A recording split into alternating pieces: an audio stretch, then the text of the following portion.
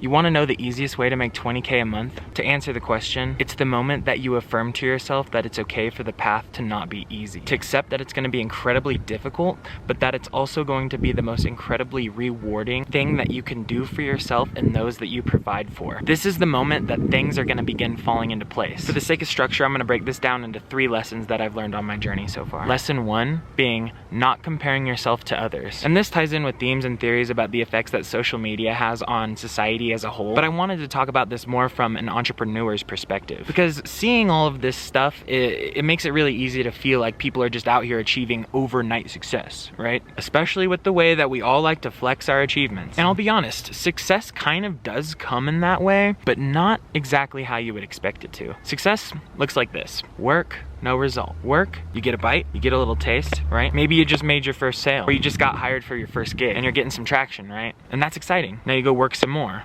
no result. Work some more, no result. Work some more. Uh-oh, the customer from before received the wrong item and now you gotta refund their order. The client from before wasn't happy, so now you gotta do the gig again, but this time on your dime. You're right back to square one, and this is the place where most people give up. This is where people start to miss the comfort that their 9-to-5 job gave them, and where most people are truly tested. And these are the feelings that you're gonna have to navigate to see if you're truly cut out to be an entrepreneur. Feelings of failure, feelings of shame, maybe even embarrassment. There's also no clear-cut path for anyone. Everyone's journey is truly unique to them, and you're not gonna know what it takes until you dive into that bitch. The truth is you have no idea what the journey's been like for that random business guy that you see on Instagram, or how he got to that level of status. For example, my clothing brand came out in Spencer's Gifts about 2 years after I had initially established the brand. And for those of you who don't know, Spencer's is this sort of edgy clothing store in the mall that's got clothes, accessories, and other unmentionables. But as you can imagine, this was a pretty big deal for myself and for the brand. But to my followers' eyes, it almost looked like it happened overnight, because the brand hadn't really been around that long. But here's what they didn't see: the 3 failed businesses that I had pursued before landing on my clothing brand, and all of the lessons that I had to learn along the way from just straight trial and error. It led me to be in a position to make progress that much faster when I finally did hit a stroke of luck, because I do believe that we all make our own luck, and I had positioned myself correctly to where I could take advantage of an opportunity like this if it happened to arise. People didn't see the countless days where I was straight up losing, all of the depression and ugly days where I was so down on myself for straight up being a failure. And I'd been working so long, my whole life, for something to break. Anything, ever since my early teenage years. And I didn't hit my first real stroke of success until I was about 23 or so. I had already put in about 9 to 10 years of work, starting super young in the music industry. And you really never know what to expect when you're starting your own entrepreneurial journey. But one thing that you should definitely expect is that it's not gonna be easy. But who says that it needs to be easy? We're so caught up in this idea that we need some magic pill to solve everything for us, that we need that hack to get rich quick. People who think this way are looking to be broke forever, because the people out here really making money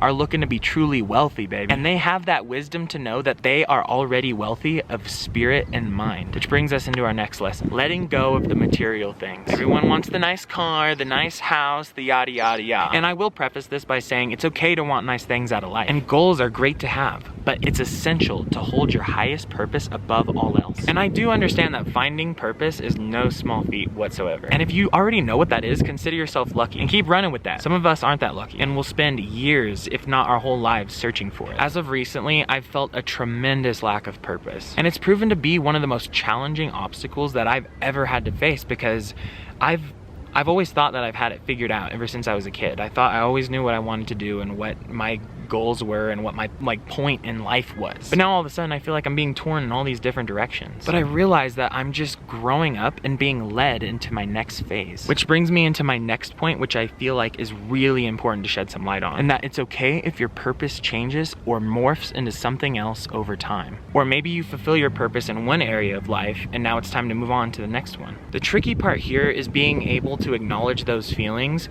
and knowing when the right time is to act upon them. It's so easy to get trapped in feeling like you have to pursue a certain thing or live a certain way because that's what you've done for so long. Or maybe you don't want to let a parent or a loved one down because they have this perceived purpose for you. You need to learn to detach from all of that and move with those insightful feelings that come in your gut, in your heart, and in your mind. I'm getting a little sidetracked. I can make countless videos on purpose alone. But the point is, you want to let go of those material things for now because those big expenses are a quick way to the bottom. You're just blowing money that you don't have. 80 to 90% of that money should be going right back into your business if you want to see true growth. Now, I want to talk a little bit about the importance of living and operating within integrity. Have you ever been scrolling through reviews for a brand that you're thinking about buying from, or maybe a restaurant that you're thinking about eating at, and then you notice the company owner like hops on there and starts snapping back at anyone that says anything slightly negative about the company or the restaurant? Big turn off, right? Although I have to admit, it's pretty damn entertaining to go through and look at all of that. I ain't even gonna lie. Now, it sucks to admit this, but I was that guy when I first started. I would tell off anyone that had anything negative to say about my product or the way I would market. But the truth is I was just projecting my own insecurities and internalizing all this negativity as if it was directed at me personally. Once I started looking at the company as a separate entity from myself and detaching my own identity from it, I was no longer taking it so personally, and I learned to let those comments and opinions go. Just because someone is operating at a low vibrational state, it doesn't mean I need to make their shit my shit, because all those people that are commenting all the negative stuff and trolling are probably in much worse of a place than you are if you think about it. And when you start to think about things like this, it's hard to not have sympathy for them, and we can only hope that they find their way back onto a path that's more positive for themselves. But with that being said, it's not up to you to get them back onto that path, baby. Detachment. So basically, you gotta stop comparing yourself to others. This goes for business and all other aspects of life. You're not seeing the hard moments, only the golden ones. You gotta let go of the material wants, especially in the early stages of growing your business. Don't spend money that you don't have, and keep your highest purpose at the forefront of your direction at all times. Because serving others and doing your best to fulfill your highest purpose is going to be the only thing that brings you true happiness in the long term,